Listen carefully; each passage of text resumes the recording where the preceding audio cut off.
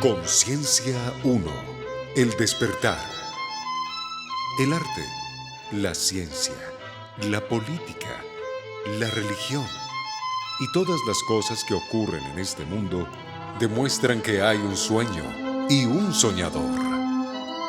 A este soñador lo iremos descubriendo en esta temporada. Conciencia 1. Saludos de todo corazón y de toda razón a este noveno programa del despertar. Este programa se llama El Día del Despertar,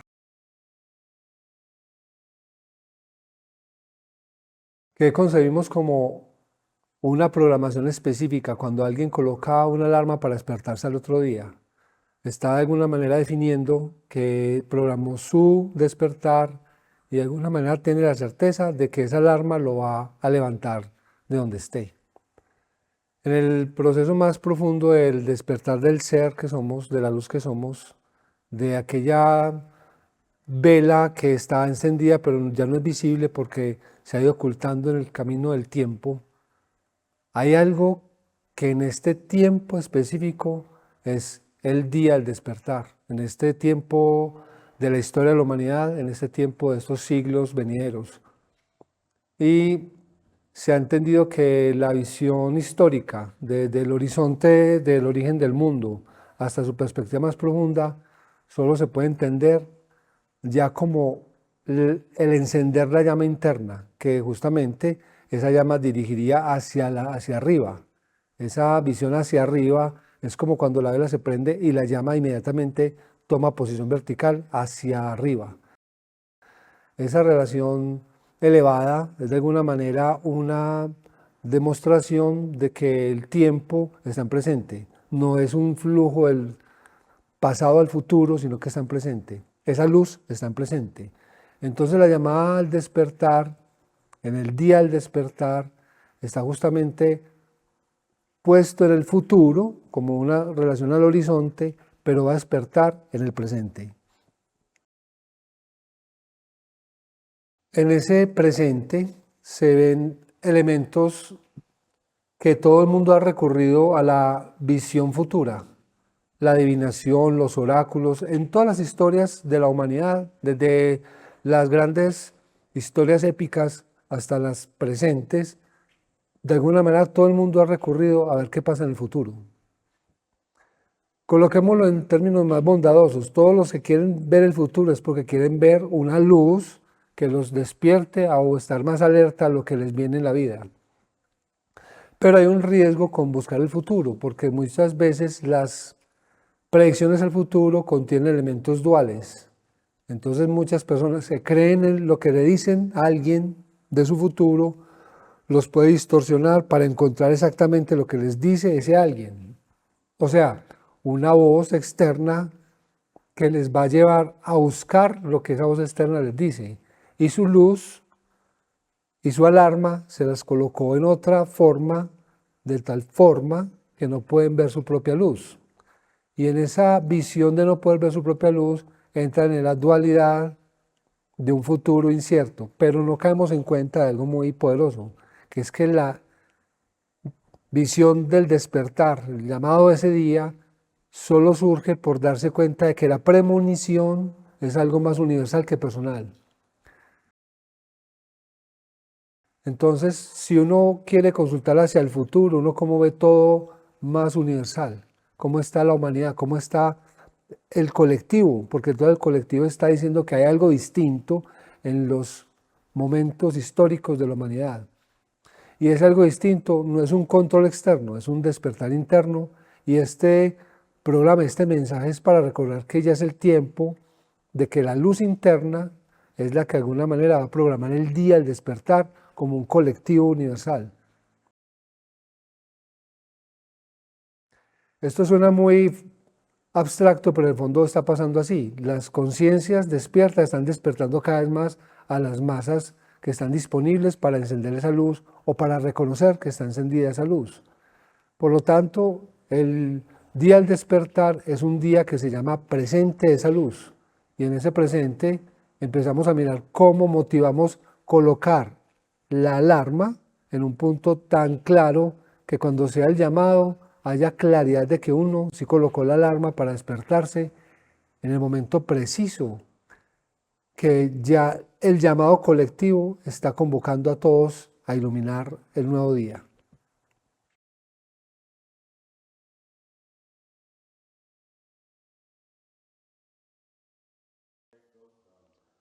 Programando el despertar significaría de alguna manera darse permiso para que cualquier sensación de duda que uno tenga como presente lo coloque en una certeza de que como estamos despertando con la luz interior que es inextinguible, se puede hacer una programación del despertador interno. Ese despertador interno implica algo muy poderoso, implica que nuestra luz nunca puede dejar de iluminar todo. Si hay algún elemento de tristeza, de congoja, esa luz ilumina la sanación de ese aspecto emocional. Si es un aspecto físico, esa luz ilumina cómo sanar ese momento, porque el despertar es un despertar de la vida, no es un despertar de una acción de sobrevivencia. Y la vida, como bien sabemos, tiene un poder más allá de cómo nosotros vivimos la vida. La vida tiene más claridad que nosotros mismos de cómo la vivimos. Entonces podemos decir así enfáticamente, todo lo que está vivo tiene la chispa de vida que cuando se ilumina, de alguna manera quita la sombra del miedo a vivir. El miedo a vivir de veces está tan marcado que casi que la respuesta es la obligación de dejar de vivir. Y esa obligación se nos volvió una realidad que no es la verdad, sino que es un aspecto del olvidarse de que hay una luz interna. Entonces cuando uno dice, vamos a programar el despertar, no es que uno vaya a colocar en el tiempo futuro el día exacto y la hora exacta, pero uno sí le dice a la vida que está uno disponible a que esa luz que tiene la cualidad del despertar supere la oscuridad que genera un miedo a no vivir bien o a no estar bien en la vida. En términos más simples, uno puede decirle a la luz, quiero despertar con la conciencia de estar feliz, quiero despertar con la conciencia de que yo soy la vida, porque somos la vida por una razón muy simple. Estamos vivos y tenemos la opción de despertar vivos. Entonces el despertar no es cuando nos llevan a un funeral histórico, retórico, sino que es a un lugar donde realmente se despierta la semilla que somos, la semilla vital de un estado que se nos olvidó ser. Pero cuando despertamos la luz, nos recordamos un poquito que esa luz tiene el poder de iluminar el ser. Entonces, en esa medida, que es hermoso entenderlo así, el ser se ilumina a sí mismo para recordar que el sueño de oscuridad en el tiempo tiene un momento específico. Y ese momento específico se llama el programar el despertador. Y ese despertador lo estamos programando recordando que ya la luz entró al mundo, que ya el flujo de la vida entró a la conciencia del mundo de la muerte, para que este mundo realmente muestre el propósito de algo que veníamos recordando en tiempos inmemoriales. Por eso los oráculos, los pronósticos siempre hablaron de este momento. Y más adelante veremos por qué todos los oráculos y pronósticos fallaron después del 2012. Lo veremos en un capítulo muy posterior. Lo que sí sabemos es que una parte de este momento presente está moviendo todo el campo de la conciencia. Y si nosotros vemos que esa conciencia es para el despertar a la paz, despertar a la reconciliación, a la fraternidad de la humanidad, nos vamos a dar cuenta que todos los lugares del planeta tienen en sí mezclas de todas las razas y mezclas de todos los tipos de personas. Cada uno en su programación del despertador está llegando al punto exacto, al momento exacto, para que esa alarma suene no con campanas que hagan estridencia en el oído, sino con la música de un hermoso sonido de la luz. Ese es el momento en que nos damos cuenta que colocamos el despertador en el punto exacto de que no nos da miedo despertar ni negación del despertar, aunque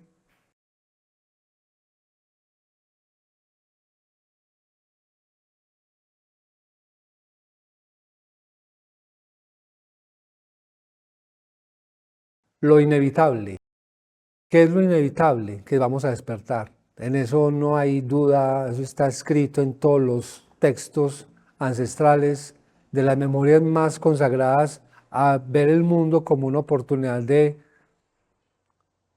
organizar en el alma del ser la paz interna y la paz externa.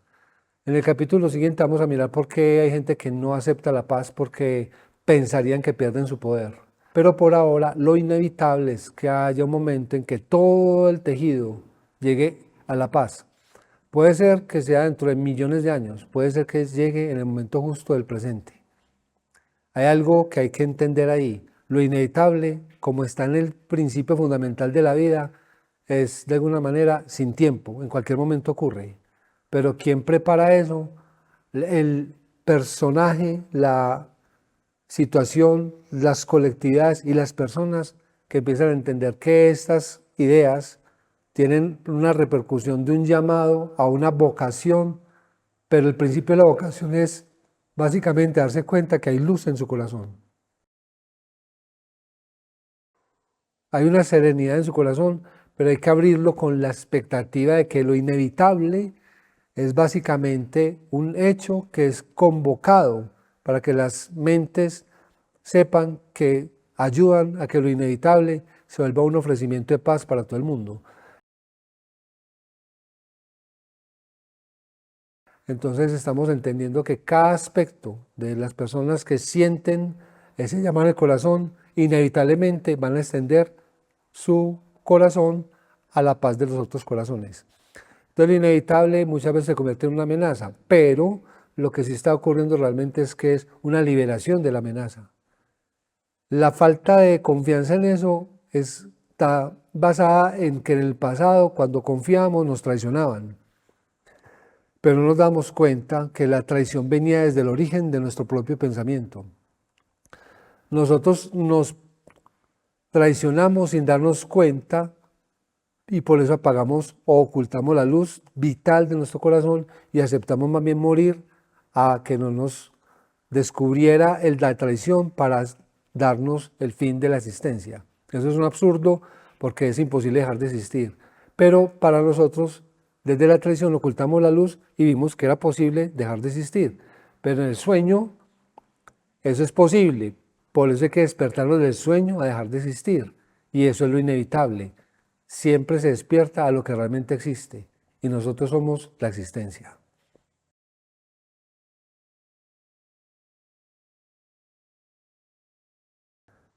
El sonido de la alarma es básicamente algo que nos empieza a traer la atención y la conciencia a un punto que de alguna manera parece que sale de nosotros hacia afuera. Es algo que persuade, es como una seducción de un nivel que te brinda como conciencia de que ya no te puedes intoxicar, sino que de alguna manera te quita la intoxicación. Porque ¿qué pasó con la intoxicación? Esa intoxicación inhibió escuchar y ver el sonido que nos atraía a algo que es realmente poderoso.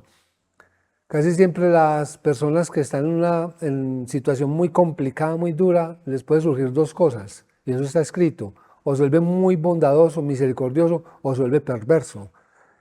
En esa medida también la misma evolución de la conciencia va categorizando quién está dispuesto a ser un servidor en la misericordia y quién necesita de alguna manera tener experiencias para sanar su falta de observación de sí mismo, porque está obnubilado, está sedado con los sentidos que le hacen sentir, y valga la redundancia, un placer ocultando el dolor. Entonces, la visión del sentido, del sonido de la campana, del sonido de la alarma, tiene los dos niveles: o se escucha para sentir más paz interior, entregar más paz, o para aliarse al conflicto interno.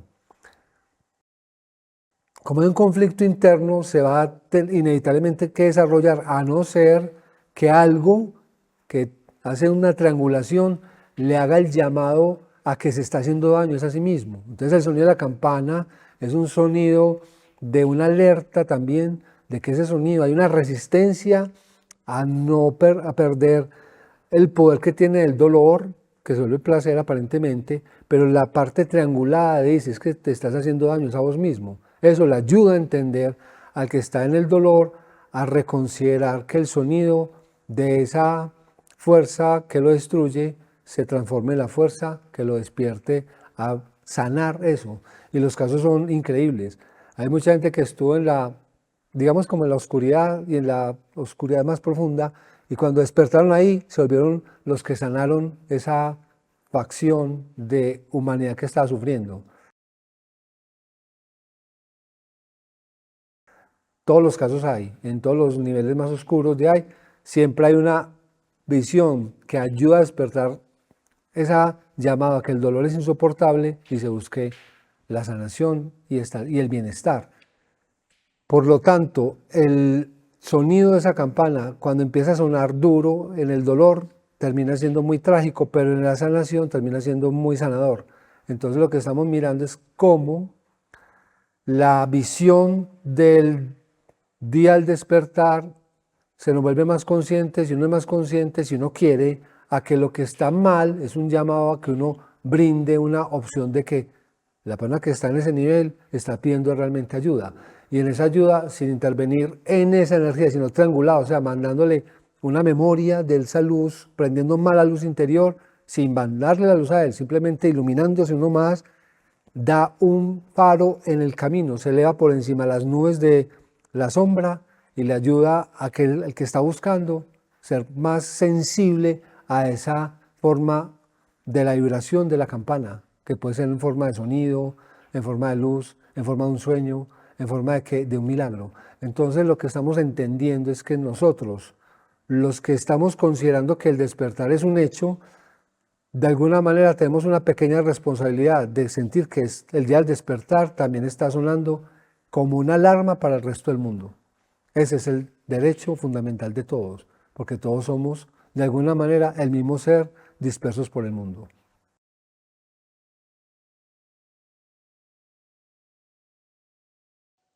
El sonido de la mentalidad unificada significa que parte de la individualidad va uniéndose al coro consciente de los conscientes. Todo el mundo se ha dado cuenta de alguna manera que cuando se conecta con alguien en un proyecto de cualquier forma, hay afinidades, hay empatías.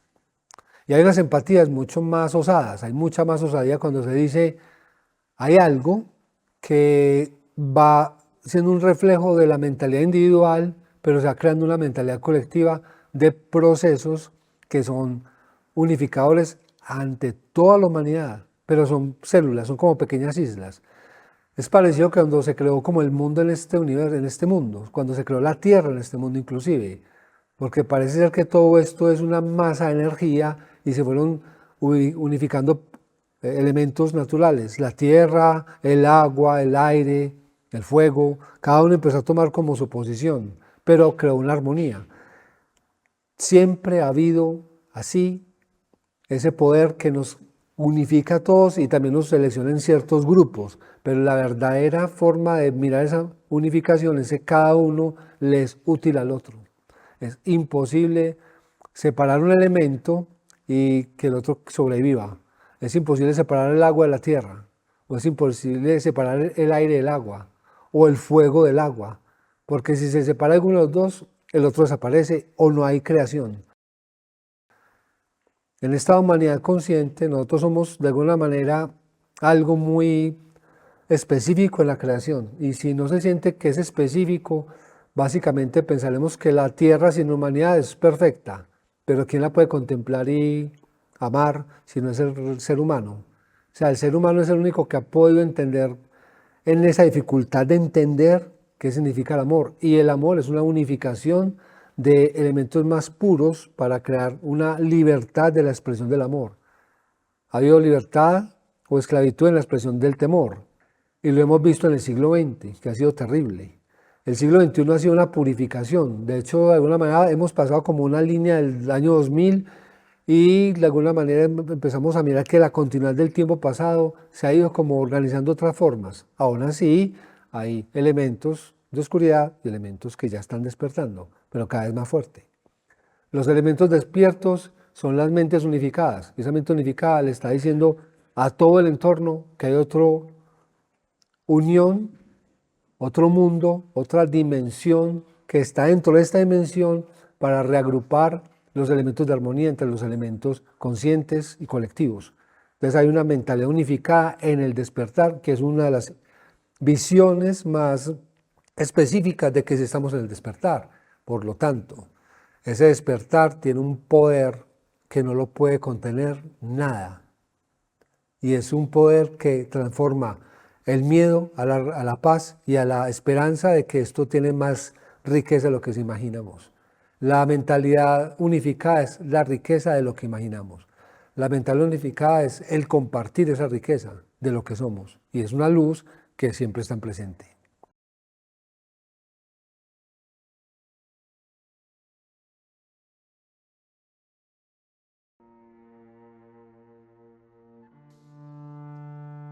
En la mentalidad unificada tenemos que tener algo muy claro, tenemos que extender esa voz. ¿Cómo se corre esa voz? ¿Cómo se promulga? ¿Cómo se divulga? Y hay una paradoja. Usualmente se divulga más fácil en el silencio que en la protesta. Hay una parte de la comunicación que siempre en todos los caminos espirituales es uno a uno. Inclusive lo vemos en las religiones culturalmente establecidas. Hay una confesión de uno a uno, hay una forma de comunicar de uno a uno. Entonces, en estos procesos, la voz tiene que tener una convicción de que lo que está realmente comunicando como una voz unificada, se lo está comunicando a alguien que es parte de esa voz unificada. Y no es un dogma, es una simple manifestación de un simple hecho. Somos la unidad para que el bienestar de todos se manifieste. Porque si uno piensa únicamente en comunicar a alguien para el bienestar personal, lo que hace es cerrar la energía y se opaca la luz. En ese opacar de la luz no hay extensión, sino que hay un vórtice que genera más miedo y lo que hace es crear vínculos con respecto al conflicto interno de no sentirse solo, porque una persona sola necesita de alguna manera sobrevivir. Y en la visión, digámoslo así, de la sombra, sobrevivir implica hacer cosas que no se ven, mientras que la comunicación de la extensión de la voz de la unificación son luces para que sí se vea la realidad de lo que se quiere expresar para todo el mundo. Si uno comunica algo para todo el mundo entero empieza a resonar y ahí sí se comunica. Si uno quiere comunicar algo a alguien con la luz de esa, en el ejemplo que hicimos, la vela que está siempre dirigida hacia arriba, va a dar una claridad de compartir esa luz con el otro. ¿Por qué? Porque hay una cosa que se ve en todos. Entonces no hay secreto, hay libertad. Pero básicamente el primer principio fundamental de extender esa comunicación es obviamente estar en el presente y es en silencio con el ser interno, con una convicción tan natural que la misma naturaleza convoca con quien compartir esa luz, sin amenaza de perder la luz y sin amenaza de quemar al otro ni sobrecargar su energía. Porque también es parte del despertar respetar la libre voluntad. Entonces la libre voluntad se une por propósitos unificados y naturalmente aparece. Todas las personas que intentan iluminar al otro, de alguna manera es la necesidad de querer comunicar y eso está bien porque es parte del proceso. Es mejor eso que hacer guerra. Y el respeto de eso lo hace la intuición, no un dogma. Nadie te puede decir a vos que no despertés o sí despertés, pero una cosa sí hay que decirla. Estamos obligados a recordar que somos vida, entonces estamos obligados a que nosotros despertemos esa luz de la vida, porque si no, vamos a soñar siempre con miedo. Entonces la vida se nos va a volver un problema de miedo, y eso es lo que ya en este tiempo es imposible, porque ya hubo luces que hace más de 2000 años o más de 2500 años incendiaron la chispa con una convicción. Somos la luz de la vida, somos la luz del mundo. Así se extiende la voz.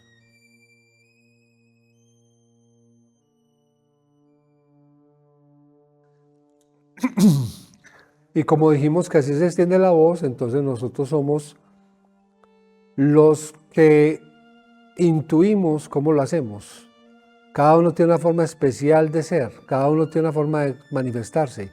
Cuando hay, por ejemplo, un control del mecanismo de comportamiento, eso es muy delicado porque de alguna manera es un dogma. Nosotros estamos entendiendo que el dogma es una ayuda para ir creciendo como la planta que está creciendo, pero hay un problema, porque es que la planta, si es natural, va a sacar sus raíces y va a dar su tronco y va a producir todos sus frutos. Entonces los dogmas son un poco de ayuda, pero si uno le coge poder al dogma y se aferra al dogma de la clase que sea, científico, religioso, espiritual, político, lo que sea, siempre va a haber un problema de conflicto porque va a haber una contención de la naturaleza de la libertad de esa luz. Entonces puede producir cosas que pueden aniquilar el entorno. Y nosotros estamos entendiendo que el dogma se puede cuestionar bajo la luz de una simple visión.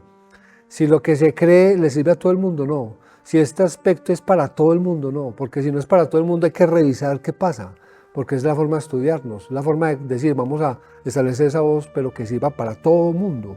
Y como es tan complejo que es para todo el mundo, lo primero es que si hay una cosa que es para todo el mundo, estar en paz. Eso sí puede ser para todo el mundo. Entonces, si hay una forma del dogma que eso produce un equilibrio, una fuerza, un sistema, que tu luz está en paz y que convoca esa paz para hablar de paz, para compartir la paz, para abrazar la paz, el camino es un poquito más intenso porque todos los principios de la humanidad están basados en dogmas y en obligaciones y derechos, pero no colocan la paz en principio. Entonces es una transformación de que esos dogmas se miren con un principio de justicia para todos y es un principio de paz. Entonces la energía con la cual se convía eso ya no tiene tanta resistencia, sino que se vuelve más iluminada, refresca más la mente y empieza a volverse más líquido el fluir de sus raíces para que pueda tener más vitalidad, compartir los frutos de cada ser que está brindándose en ese poder, una unión de frutos, podríamos llamarlos infinitos, porque todos producen infinitamente sus frutos.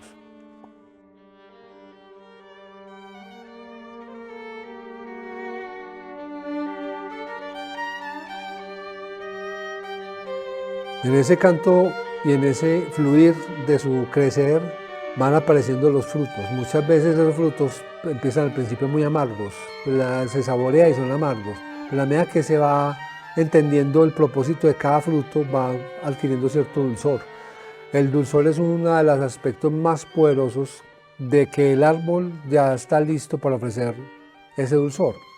Por lo tanto, no podemos exigirle a una fruta que está biche, a que tenga el sabor de una fruta madura o que tenga como los nutrientes de esa fruta madura. Pero sí tenemos la obligación de respetarle su camino. En la antigüedad, en el Nuevo Testamento, Jesús habla de que una rama seca hay que cortarla y echarla al fuego. Claro, eso hay que hacerlo así, porque es que esa rama seca estaba obligada a dar frutos y no pudo, se secó, pero la rama, no el árbol. Entonces el árbol se le quita las ramas que están obligadas a ser cosechadas a la fuerza y empieza uno simplemente a cuidar el árbol que ya tiene la invitación en cada uno de nosotros, en cada uno de los seres que hay en la luz, a que esa llama se ilumine más para despejar esa luz y empieza a madurar lo que va a ofrecerle frente al mundo. Entonces nosotros somos, todos nosotros somos seres que vinimos a dar una fruta especial. Nadie da la misma fruta. Es tan rico este universo, es tan poderoso, que hay cosas tan asombrosas para decir que no están en el momento del programa, pero más adelante se dirán, que es increíble lo que venimos a hacer acá. Y en ese momento el primer paso es estar escuchando el día del despertar, porque ese día reconoceremos quiénes somos, cómo es nuestro fruto, cómo es nuestro sabor, nuestra forma de entenderlo y entregarlo al mundo entero, porque la riqueza es más allá del control de unas finanzas, de una política de control, sino una conexión que trasciende los límites de lo conocido. Pero somos nosotros los que vamos a darle luz a entender qué significan esos límites para que entendamos otra visión que no tenemos palabras ahora para decirlo, pero que la intuición de esa luz sí lo revela. Ese es el mensaje interno del alma que sabe en el fondo cuál es el propósito de este día al despertar. Por eso lo que somos y quienes somos solo se convoca cuando uno ya fija la alarma para ese el despertar. Y este programa está basado en ese detalle específico. Por lo tanto, les agradezco de todo corazón y de toda razón a que hayan escuchado este programa, a que inspiren su día al despertar, que inevitablemente lo vamos a hacer, y nos veremos en el próximo programa. Muchas gracias y hasta la vista.